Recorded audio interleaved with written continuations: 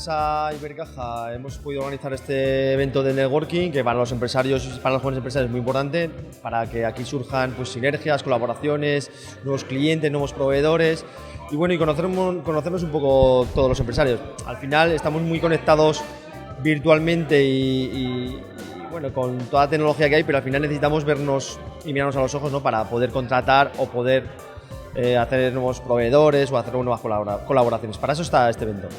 Todos los proyectos además son innovadores. El otro día nos decían en la presentación de los premios de Aragón Empresa que el 65% de los empleos donde van a trabajar nuestros hijos todavía no se han creado. Con lo cual, pues todos los empresarios jóvenes que ahora están innovando, están creando. La crisis nos ha llevado a encontrar nuevos modelos de negocio.